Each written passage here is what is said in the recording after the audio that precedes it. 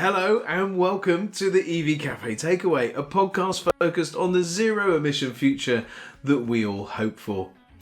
Every week I'm joined by one of the wonderful members of the EV Cafe, and this week, no exception, John Curtis. Oh, me? Yes, that's you, John. Yes, you. Oh, you're very kind, Paul. That's why I didn't recognise that you were speaking about me. I know. There you go. And every week we get to talk to some of the innovators, collaborators and pioneers within our industry. And this week it's no exception. We have Carlo Zoccalli, Venue Director for the Farnborough International Exhibition Centre, and of course, more importantly for us this week, the ITT Hub Event Director. And Carlo, welcome. Thank you very much, Paul. Great to be here. And it's great to have you. We're really excited because the ITT Hub is coming up very, very soon. In a matter of a few weeks. I think you've got a clock on your wall, Carlo. How long is it? 25 days, 20 hours and 17 minutes. There we go. So you can now, anybody that knows can wind back the time and know exactly when we're recording this. But actually, it's very, very exciting thing coming up. So, Carlo, your background, so you've been in marketing and in events for a long, long time, and I'm about to lose half of the audience because actually one of your claims to fame is to be the marketing and event manager for Arsenal Football Club. Yep. Well, that gets a big boo from me. Yeah, when you say football, how much did I actually get involved? I had no team day-to-day things, so I had no influence other than winning the FA Cup. No. So my main role was really around running events at the stadium and utilising the stadium and working with the team from an events perspective. Obviously, that came everything from new kit launches for Puma, the fun side of it, not so much on the pitch, certainly wasn't having any influence on that side, and I've got two left feet, so that wouldn't have worked either way for me. Good stuff. Well, there you go, everybody. Don't worry, there's no partisan allegiances here. That's very good. So, but Carlo, talk us through, because I saw that you started out life as a systems analyst and then took a degree, I think, in marketing and all of that good stuff. Yeah. So, how did you end up in events? What was the plan? I think it's like a lot of people in events, we kind of fall into it. We have a passion for creativity, and it kind of fell from that. And I think, you're right. I did a degree in IT, and doing systems analysis and thinking that I was going to be doing, IT and working in that and coding and I just didn't enjoy it at all. So opted to do You're far too human for that. So I then started working in golf courses and loved doing that and running golf events. And, I was lucky enough to look after some large golf events when I moved to Stoke Park and Pro-Ams, and Golf Live and those sort of things with mass participation elements. And that probably then really sparked my interest in events and the creativity side, both from an operations perspective and from a sales side. And I guess for me is enabling to take something from an idea to really putting it into something that is live and an experience for in person, and to see, and you can see some pictures behind me on the wall, and they're some of the stuff that we've done over the last couple of years here at Farnborough, and every single one of them, and every day I come into the office, every day is different. And I think seeing that evolvement on events, whether it be an exhibition or a conference or a product launch, I think that really is the bit where, for me, I've got that passion and that enablement to generate new ideas and my flair for creativity, but also see what clients want and exhibitors want to try and do with their space. And, I really get involved in that side. So where did that creativity begin? I mean, obviously, I guess as a young person, where did it all happen? My mum's a florist. My dad's a builder, so both are used to creating something from nothing. Dad very much around construction, and mum very much around the flair of creativity of putting flower displays together and things like that. So, Yeah, and I think that was always that part of me where, you know, I can turn my hand to most things. I really enjoy it. You know, I helped build half my house extension by digging footings and laying concrete slabs and things like that. You know, because, you know, as much YouTube's a fantastic site, whereas I do absorb a lot of that information from YouTube. You know, and I think for those sort of things, and my wife has a similar ability. She works in finance, but loves doing, you know, event stuff and building balloon arches and doing all that stuff, which is pretty much most kids' birthdays now, for her and for me when we do that stuff together. Oh, fantastic. Carlo, Go on. the Farnborough International Air Show is massive, has been for most of my life, but Farnborough's so much more than just the air show. Talk to us about the venue and the sorts of things you do, because it's everything from like the ITT Hub, which is around heavy transport and innovation, right through to SpaceCon, where you've got stuff going on in outer space.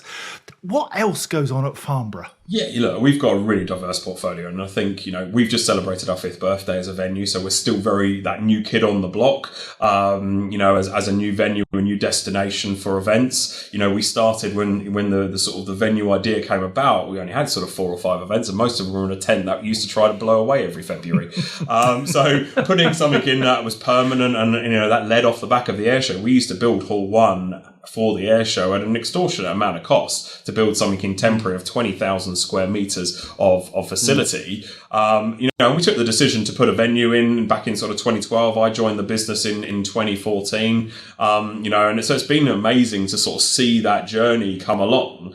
And for me, the sort of events we do, I mean, we've got SpaceCom coming up, which you talked about. We've got Sustainable Skies, you know, literally on Monday and Tuesday, which is all about the net zero of the skies. We've got Net Zero Council being held at the event, you know, 1,000 people coming to a conference Monday and Tuesday next week, looking at everything from sustainable SAF. You know, we're obviously on the base of the airport as well. So a lot of that is really key to underpin what the air show does. But then outside of that, we've got everything from, you know, big product launches that we've done for BMW over the last couple of months, where they brought the whole of their EV range to launch that to the press and to you know, to media. And that was fantastic. You know, they used the whole of 12,000 square meters, you know, to really create an immersive environment, you know, that sort of changed up the concept. You know, had pods around and everything like that to, you know, the next week we've got a fun fair inside because a client wants to have a fun fair as part of their event to go alongside the conference. So, and I think that's the ability where we've got, you know, we're backed by an association. We're owned by ADS, who are the Aerospace Defence Security and Space Association. So we've got a lot with that falls under them. But actually, the sort of what the building and the area where we sit in from that M3 corridor around the M4 region in the Surrey, Berkshire, Hampshire border. Just such a huge amount of that sci-tech sector. You know, we're so close to Reading, you know, we're so close to sort of 5G, 6G, innovation centre over in Guildford. And so much comes out of that for us in terms of events. And, you know, it could be an event for 10 people. That is a really prime round table for them. Could be an event up to 3,000 people where you've got every person from Premier Inn and Wetbread coming to an event. Don't book any Premier Inns that week because you won't get one within pretty much a 100-mile radius. But, you know, so it's just such a... And, you know, if we then add on some of the other things that Farnborough does, you know, we launched 2 film studios during COVID, signed, you know, a multi-million-pound deal with Netflix and Amazon, which is a whole different side of our business. So we really try to, you know, I guess divert where our product lines are to give us resilience as an organisation, which is an organisation of only about 65, 70 staff, you know, but running, you know, as you talked about, an air show, that is a multi-million-pound world-renowned air show, to running a portfolio of, you know, best part of 100 and something events in the venue, and then owning events. You know, we touched on ITT Hub. So, you know, I think that's a big catalyst change for us as well. You know, we used to have one thing in our portfolio, which was the air show. Now we've got ITT Hub, we've got Sustainable Skies, we have a global urban air summit, which we're actually taking to Asia and taking to Singapore in October. So again, that's another shift change for us. And we also run the Bahrain Air Show. So, you know, we've really sort of, you know, evolved as this organizer to have venue and other things outside of our portfolio pretty much over the last 6.5 years. That's phenomenal. Absolutely huge. Tell us about the ITT Hub in a little more detail, because this is a show which is not on everybody's radar, sorry to use the aircraft analogy, but should be, because you really are thought leaders and bringing together an industry which has been a little bit slow, the heavy industry in transport, to adopt new technology. But you've managed to pull us all together in one place at one time to not just show, but actually to help people do. Tell us about the ITT Hub. Yeah, and look, you touched on some really key points there, is bringing together people. This is an industry that we want to shape and change. This is an industry that is driving to net zero, but is taking longer than what we'd all want it to be taking to do, and I think what the event is trying to do, it's not just so much about the vehicles, it is around the technology and the destination that we want to get to. If we look at the show, when we acquired this show back in sort of 2021, working with Mark Griffin, he had this phenomenal idea of obviously putting all this show together to really change up the way the whole technology, the innovation and the landscape of an event really works well. And I think if I look at what the show is now, it has changed. It has changed a few times since then. We've obviously had COVID as well. But, where we've made some big improvements into 2023, where it's a 15,000 square metre show this year, it's 80 plus exhibitors. We've got new pavilions. We have a Destination Net Zero pavilion, which are going to showcase the likes of Volvo, Mercedes, DAF and Vertilis, sponsored by Asset Alliance. We've got a government pavilion that is backed by Zenzik, Transport for the South East, Zemo and Innovate UK. One of the other biggest changes, we've got over 50 content sessions this year. That is, gone from pretty much 8 sessions, with purely just the Logistics UK Theatre last year and what we did with energy and electrification around National Grid, and obviously the fantastic stuff that the EV Cafe produced as well. But if we're looking now, we've got energy and electrification with National Grid, we've got the commercial and passenger theatres, we've got TCS&D's Cold Chain Theatre, we've got our co-located Future Logistics Conference, and if we're looking at that, we've got, the Minister of State for Decarbonisation and Technology with Jesse Norman delivering a keynote on day 2. This is not so much all about transport. This is not all about Mark Harper and those people. It's around what decarbonisation is, what technology is, what energy infrastructure is, and, we've got some other new firsts, where we launched ITT Connect this year as well. IT Connect is enabling people to have a one-to-one platform for meetings, enabling visitors and exhibitors to plan ROI in advance of coming to shows. I think, when I go to trade shows, one of the biggest things I want to do is make sure I'm making my time as valuable as possible. Planning my days and what exhibitors I want to speak to, what content sessions I want to do, because our time is really precious, probably more so now because there is so much going on in the world. And how do we do that best? And by using ITT Connect platform that enables people to make meetings before the show, have a dedicated space so they can meet those people during the show, plan out their diaries in advance of that, and make best time and best use of that space to do that. And I think that's so important that shows are going down this route, because you need to really, someone might have gone to shows previously and they'd be quite happy to go to 2 to 3 days. Now they can't afford to do that. We have work-life balance, we have flexible working hours, we have days people working from home. So actually taking someone out of either their office environment or out of that home environment for 2-3 days can be quite taxing also on their inbox and when they come back to it. So how do they make the best use out of that time over those 2 days? And that's why we launched that. And then, if we look at the technology side, and this is the bit where we're really trying to plug the gap, it's not just about, having the likes of, Volvo, Mercedes, Iveco, Ford, BYD, Ilabus and companies like that involved. It's also about having the likes of Mer, Equans, Vital EV, EDF Renewables, Heliox, Zenobē, those guys as well that are the technology disruptors that are going to help from an EV perspective, but also helping from looking at everything to do with, the infrastructure. And that's why National Grid are such a big strategic partner for us, is because it's how it gets from grid to get to source for whether, and you're taking that through the transportation system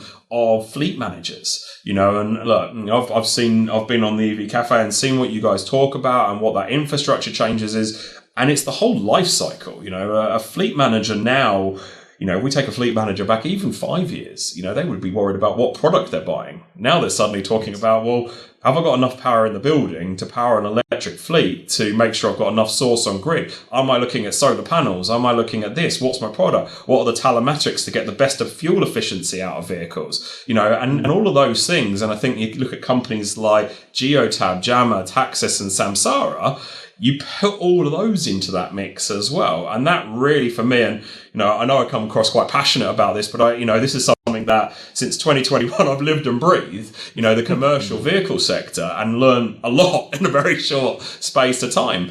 But I really see that there is a trajectory that this is heading in, and then you go and add in, the work we do with TCS&D in the cold chain sector, because again, trailers and all of those things and all the new firsts that are coming out there and putting solar panels on trailers to kind of give you your tractor unit more power and everything like that as part of that electrification program, and if I'm looking, this year we've got Carrier who are launching new e-cool systems, you've got BPW and Thermo King unveiling the new axle powered systems, and then, you've got ProHire doing a whole rebrand, and then I add that to Sapphire Vehicle Solutions who are now showcasing Volta this year, which is fantastic to have Volta and companies like that on the show. And I guess for where we're seeing it and the trajectory that I want to see the show take into the future, into 23 and 24, is the likes of the Voltas, the likes of our Switch Mobilities, the likes of our Tevas, the HVSs of the world, and those disruptors that are going to come part of that are autonomous technologies, to be looking at those, where are Tesla, where is that Cybertruck, how are we getting it in the UK, what are we looking at, what is going to come out of Fusion, as part of Geely, over the next sort of, 18, 24 months. And I think that's the bit where ITT Hub wants to have its finger on the pulse of what this sector is doing, and moving as fast as it can with that sector and evolving what the event looks like, but making sure it still fits what the customer needs and what that visitor needs. And I think that's really powerful for us.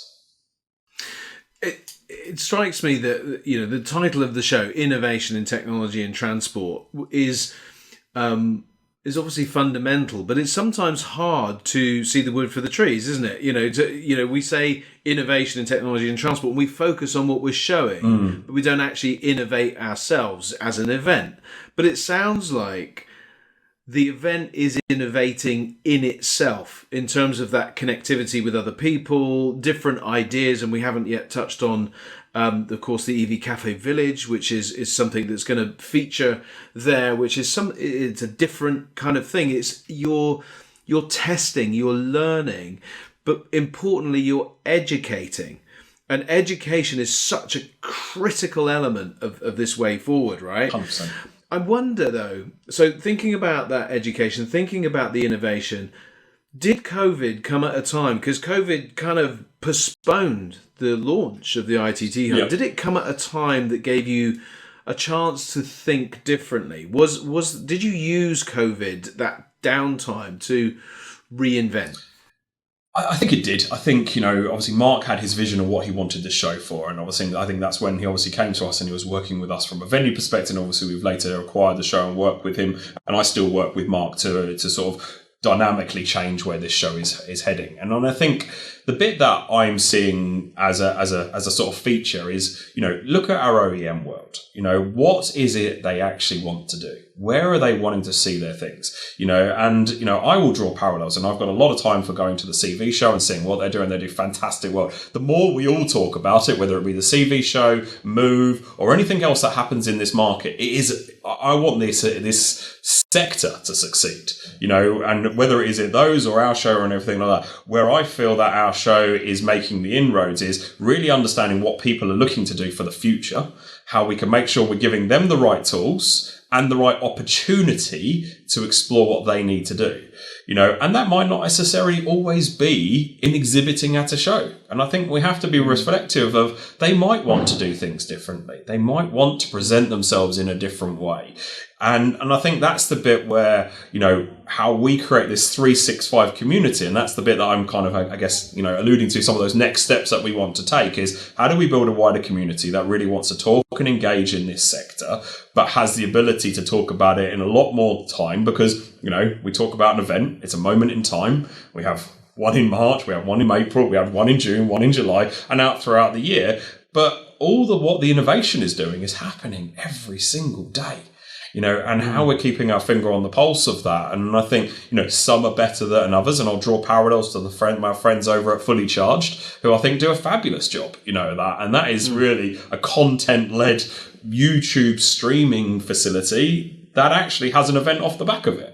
So it's actually the reverse of that. So I think community-led models, if I look at events and where more events are being more successful in the market now, it's because they build a community of people that want to learn, want to drive an industry forward and have advocacy with that product. And I think that's where I want to take ITT Hub in the future. It sounds like that you're focused on the future in terms of the community and the people, but also the technology that is in transport, really looking at the horizons and building a community that can support one another in the meantime to do that. I agree. For us, it's about looking at the whole ecosystem and what are all the different parts of that ecosystem and how they all can interlock to each other. And I think that is, if you look at some of the collaborations, whether it be the collaborations between Zenobia and Renault, for example, they want to be on the floor plan next to each other because they collaborate so much, and no different to Zenobia and ADL. It's all of those sort of things, but they'll then also go and talk to Geotab, they'll talk to Jammer, they'll talk to Samsara. And actually, how do we create almost exhibitor would do exhibitor conversations as much as we've got the fleet managers and everyone else coming into it to learn, because actually those are the powerful partnerships that actually give the solution one-stop shop ecosystem of what we're trying to create here at ITT Hub. Brilliant. Tell me about something you're really proud of, because you've delivered so much in your career.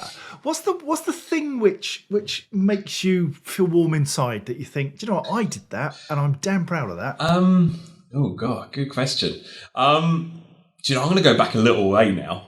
So I'm going to go back, and this was Nigel Mansell Classic. So I'm a big F1 fan, and Nigel Mansell had an idea to create basically a golf series, a Nigel Mansell Classic golf series, and it literally was an idea, and it was created from nothing, and we turned it into an event with upwards of about 300 golfers, but generated pretty much £1 million in charity over a 2-day event. And for me, that being part of something like that, being able to shape a golf event and look at all your hole-in-one opportunities and look at it at something so iconic as Stoke Park as well, the whole home of Goldfinger and playing golf and setting a backdrop of what that property was. I think that was a really big thing for me to because that was almost probably really the start of my events career. And that really sort of sparked me to look at these things in probably a slightly different perspective. But then if I look at, I think one of my other big things is that Farnborough, and looking at the venue and taking something that when I first started, we had a car park, and now we have a venue that is full, and we've got a fantastic team that supports every single thing. And, it must be about 8 months ago, we won most supported venue to the industry.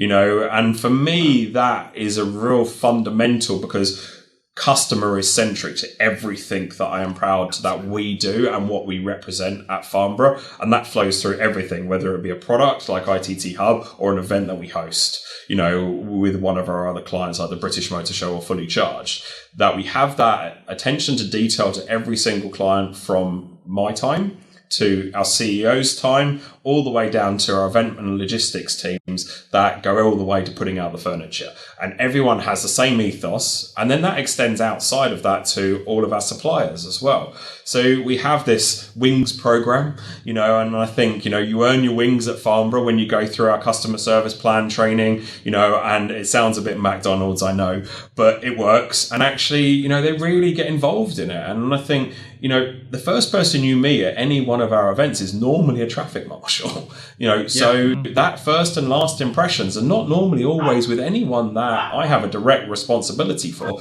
So we need them to be on the same page of what we are trying to do and how we want to be that sort of friendly face, helpful, and really trying to push their events as much as our own. And that's what marks you out, isn't it? Sorry, Paul. I was just going to say that's what marks you out as different. I was sitting here thinking, yada, yada, it's another show. It's lots of trucks. It's lots of vans. It's lots of space. People talking. Great. I'm really going to take a day out to go and do that. And do you know what? Yes, I am. And the reason I do that is because your people are special. Yeah. They make the whole thing just flow. It just works, and it's a joy to be there. It's not just about things, it's about those connections, and your people are really part of that. They really are. I'm gonna add to that, Connor, because I've been experiencing now Farnborough for a few years, and I've every opportunity that I've been to Farnborough, I have found that consistency from the people I now recognise as your. Traffic. You don't get the traffic people directing traffic. They're not always the same people, but in your venue they are.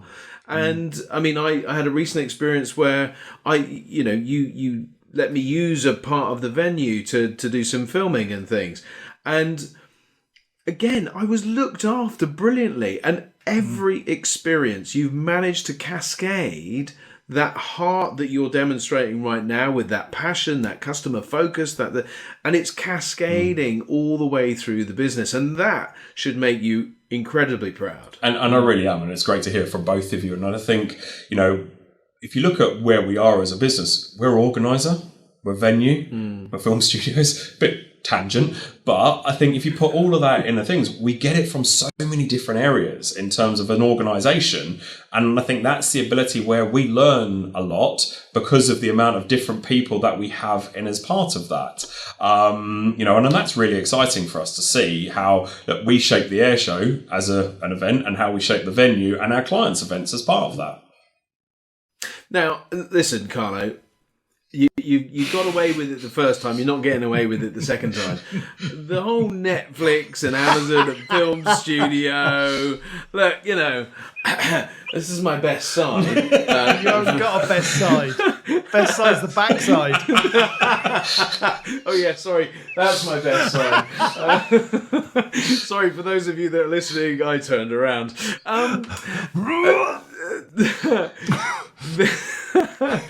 But. So tell me, what sort of stuff is happening? And because it is an important thing to pivot to, right? You've got to get the diversity to be able to fill the doors at all different things. It's perfectly suited to a film venue for, with big thing. So come on. Yeah, spill the beans. Let's start as what was the catalyst? I could probably point to over here. So Hobbs and Shaw, which was Jason Statham, The Rock, and Idris Elba. That was filmed in Hall 1, where we host ITT Hub. The final scene. So flamethrowers and jackknifing, big trucks, and everything like that was all filmed in there. So that was, I guess, some of our thoughts around actually.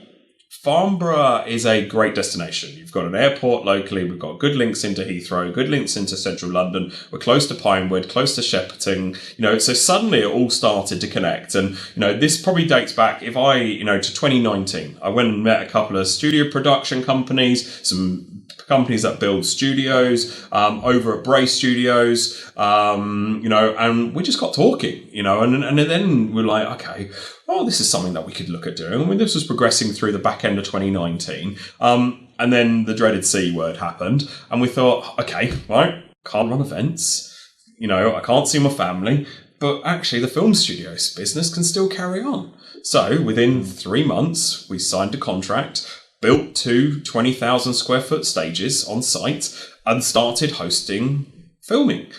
We signed deals with Netflix and Amazon for the first 12 months, and we've got them back in. So we did Devil's Hour and Inside Man, which are Netflix and BBC programs. And since then we've had everyone from Sony coming in and a variety of different other films that are coming in that obviously I can't mention, but I'll look for cameo roles for both of you.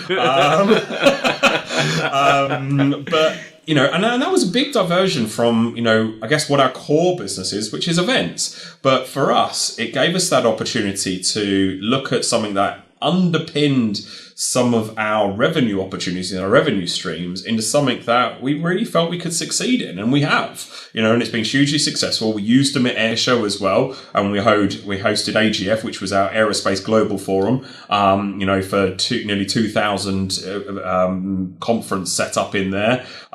We even had His Majesty the King, come live to the show via video link as well, and launch AGF, which was a first for us as well. That really enabled us to pivot, do something slightly different. Everyone talked about pivoting during the pandemic. Between that and we did. I mean, if I reveal now in terms of the stuff we did, we worked with British Car Auctions, and those guys, and we parked 5,000 used cars on this site. We became pretty much, we buy any car at Farnborough, for about 7 months.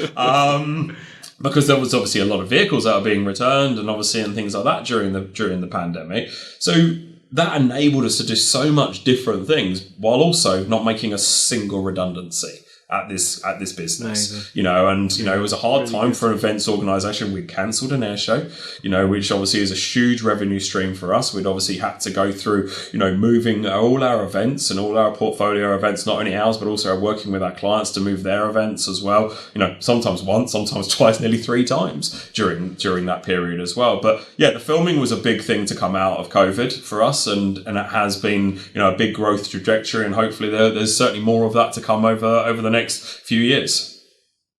Excellent. Well, do let us know when the next casting sessions are. We'll be forming an orderly queue.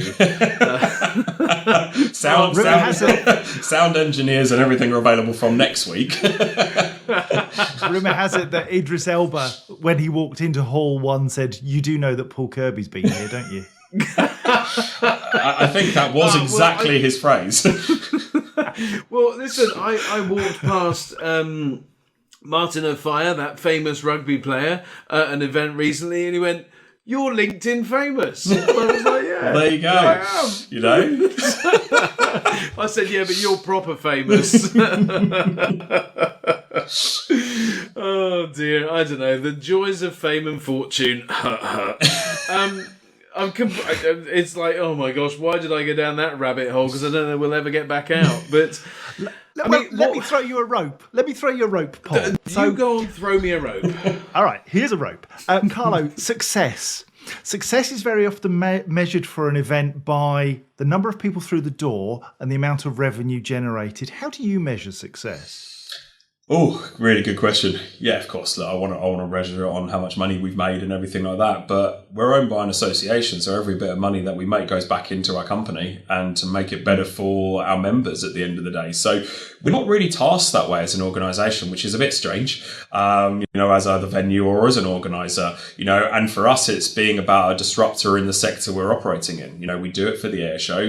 That is there for our members, and it's there to of course, it's there to make money. But the money we make goes back into the employment of our staff and making sure that we're setting out the trajectory of that industry. And that's the same for ITT Hub. It really is. It's all about the partnerships and the conversations, and, making sure that we're reinvesting. And I think you've seen that this year where, we have reinvested, in technology and utilizing the one-to-one meetings platform. All of those have been new things for us that we haven't done before and come at a substantial amount of cost, as an event organizer. But it's all those things that we want to do to make the events better, and make sure that the content and the conversations are just as good.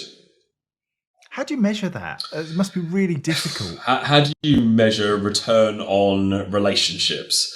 In a way, really, it is that. And, exactly. If I start to look at, some key KPIs that I set for the show, it's how many sessions can I deliver? How many people turn up to this show? How many meetings are held? How much government participation do we have in this show?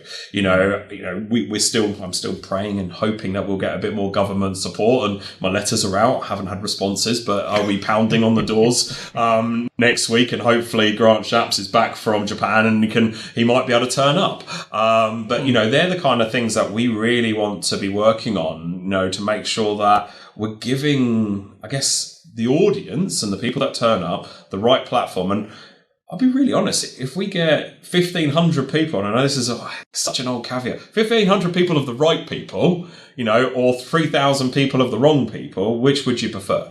Yeah. I know from last year, were the visitor numbers where I wanted them to be? No. But actually, out of, 90% of the exhibitors had a successful show because they could generate that the people were at the right level, were at the right requirement of where they were in their life cycle of what they were trying to do from a technology perspective, and really engaged in the show. And that's, for me, that's a win. Really is. If we walk away from a successful 2 days that I've had a good visitor number, but actually the exhibitors and their traction have said that it is a positive show for them because of the people and the connections they've made, whether that happen at the show or post-show, because we know when I go to shows and the ROI, it's 6, 9, 12, could be 24 months down the line, because a lot of the products that people are showcasing are also, a lot of them are still in development phase, right? So actually they might not be in the product to purchase, for X amount of time. We see it in aircraft all the time. If you take someone like Boom Supersonic, going to be launching this new aircraft that's going to fly from London to New York in about 4 hours. It will be the new version of Concorde, smaller aircraft, but they've already sold 1,000 units to Delta, and Delta will then spread them across their network. Well, that's not going to be ready for another 7 years potentially, but they've got that commitment from an industry angle that want to put that investment, that funds in, because they see that opportunity that Delta then put it across the whole of their network in terms of Sky Alliance and everything like that they see the benefit in that. And it's, it's pushing SAF, it's pushing net zero, and all of those things within the skies. And we want to do exactly the same on the ground.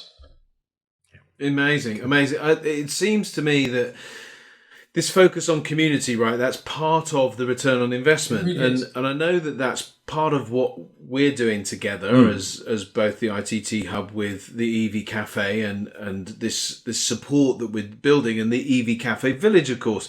And not to focus on just one bit of the village, but one bit of the show. But the EV Cafe Village, I think, the idea that came together was focused on community, wasn't it? And, it's shaping up to be a really cool thing. It really is. And if you look, and I think I'll give you all the credit because it was pretty much you guys' idea, but it's a great version of what can be done with shows without saying, oh, no, you can take a shell scheme. Oh, no, you can take space only. And here's your block. You've got 9 square meters. But actually, how better to do it? If you look at some of the most successful trade shows, is they are pavilion based. They are there with their companies that they work with. They're within that, especially on the SME market, where it's harder to adopt and everything like that. How do you get those SMEs to come into that pavilion-led, showcase-led model, community-led model on stands? And I do see that as a massive future trend. It's been there for a long time, but actually in our sector, it's probably not as widely seen, and how do we get, the Department for Innovation in Germany or Italy to have a regional destination stand at Farnborough and have it here? We do it with the air show, so why not within this sector as well? Because then we're bringing a conversation, we're becoming in more of an ecosystem across Europe, to have this as a real pinnacle event within Europe, to do that and call ourselves a European show to do all of those things. Because we do have European delegations and delegates that come into the show as part of our visitors, so how do we really expand on that, and really engage with those areas? And I think that's a huge opportunity for us. And I guess where we've got the sort of the background within aerospace, it happens there. We've got the blueprints. We need to now work out when is the right time. It's not something I'm ever going to rush into, because it might not be 24, but it could be 25, and making sure we can start to do that. And even down to, we've done a similar thing with Destination Net Zero magazine. They've got a pavilion stand that they've worked with their client base in terms of Mercedes, Iveco and Volvo and DAF to put their stand together with that audience, but that's their relationship. We do the deal with Destinations at Zero. They do the deals with the manufacturers, and actually we've got one client, so it makes it a little bit easier for us as well as that space. But then we've got something more that comes out of it. It really is. Yeah. And I think that will change the way I certainly view this show going forward. Yeah, and it feels, I mean, we're really excited. Obviously, we're going to be getting to meet a lot of the people that are going to be coming through the show, maybe speaking and different things, and then kind of, I don't know, amplifying that message by recording something, giving it. So the show is no longer 2 days, right? It's the run up to the show, and it's what follows the show that elongates that period of influence, and of course the return on investment, which I think is key. I likened it to baiting for fishing. I don't know if you fish, Carlo, but we're on a fishing show, so I know well enough. UK's most populated sport, believe it or not. Oh, well, check it out. So a guy that goes past my house every day, I say, "Oh, are you off fishing?" He goes on, and I'm just going baiting. I'm like, what does that mean?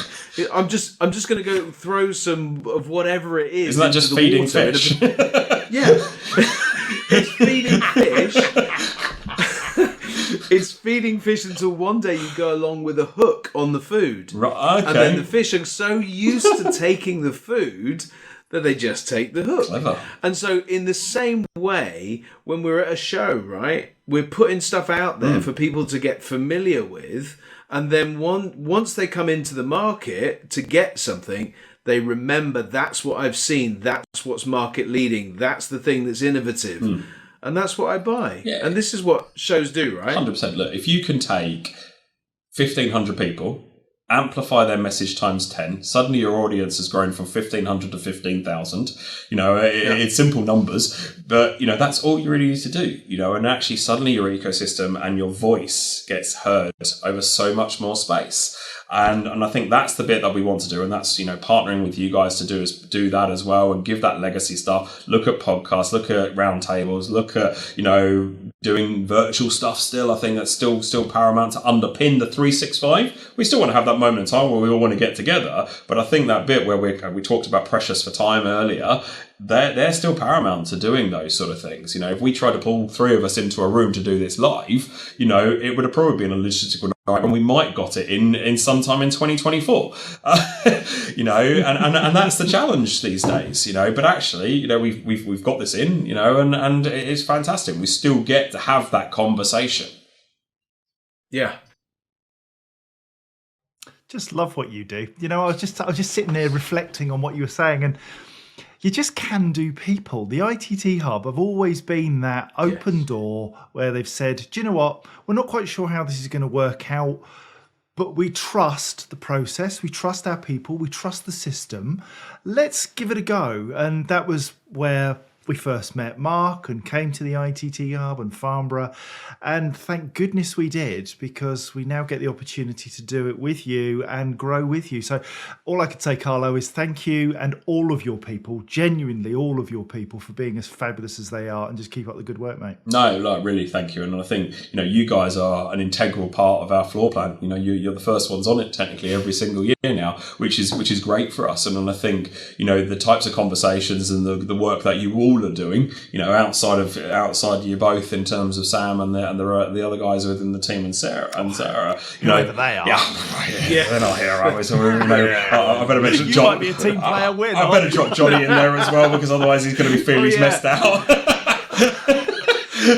He's the guy that founded it. Yes, him. Yeah. But, and I think, we've talked so much about what do we want the stage to look like? How do we kind of create this, EV Cafe live, and, it should be This Morning live, but with the EV Cafe vibe, and it's like, how do we kind of evolve that as well? If we look back where we were, last year, the year before, it has evolved for a couple of years now. And I think that's the bit that I want to see, is how we keep doing that, how we keep being that instigator to involvement and change it up, and adding a pavilion this year, having a slightly different stage area, having the cafe area next door to it. It might even be selling donuts. You never know.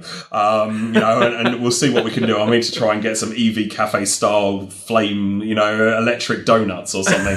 I'm going to go set the chef a task in a bit. But and I think all of those bits, and for us, it's fundamental to a success of a show. You've got to have the right partners, the right level of engagement across everyone, and not just your exhibitors, but all your partners that you work through, the media you do it, and everything like that. Because if we all are working in the same direction for what we all want to see in terms of this sector, then for me, we're on the right track. Now then, I seem to remember that Amazon Prime spent a shed load of money on Top Gear. Netflix? EV Cafe? Who knows? Farnborough International? I think maybe. We've got a pilot. We've got a pilot we need to write. I think, if Farnborough International hasn't got pilots, then I will be very upset. I've got loads of those. They're just quite expensive, but We, on the other hand, are cheap. Carlo's been brilliant to talk to you. Yeah, I've just got to reiterate what John said. It has been a real joy, and this has always been the pleasure for me. When I first heard of the idea of the ITT Hub, I thought it was bonkers. I'm straight out bonkers. Something that was running very, very similar to a number of other shows, and I just thought, what's the differentiator? But the differentiator is Farnborough. The differentiator is the people, and the differentiator is the community and the focus on the horizon. And all of those things for me mean that it is a no-brainer to be a part of the ITT Hub. And if you're listening by the time this comes out, if there is any space available, it's unlikely from a EV Cafe Village point of view, but we might be able to squeeze you in, just check us out, and or anywhere else in the show. It's a bit, we're running short of time, but don't miss it from a guest point of view. Come along, get onto the registration, which we'll put in the description. Register for the show, come along. I think it's even free. Yeah, 100% free. Yeah, even free parking. So you don't even have to worry about parking. That's a massive differentiator, and such great parking people as well. Exactly. We've got all bases covered. But so come along. So much education going on. The minister coming. Hopefully, we'll get him over to the EV Cafe afterwards. Yep, I'll work on that. I'll always try. That's the task.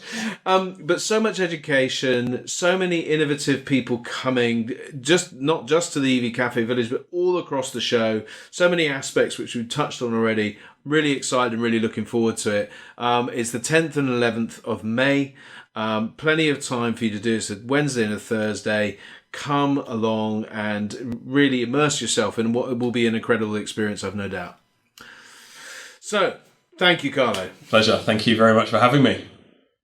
Thanks, and mate. if you want any more information about the EV Cafe and the EV Cafe Takeaway podcast, please head on over to our website, evcafe.org, or of course connect with us on LinkedIn. We're always milling, lurking or skulking around on LinkedIn.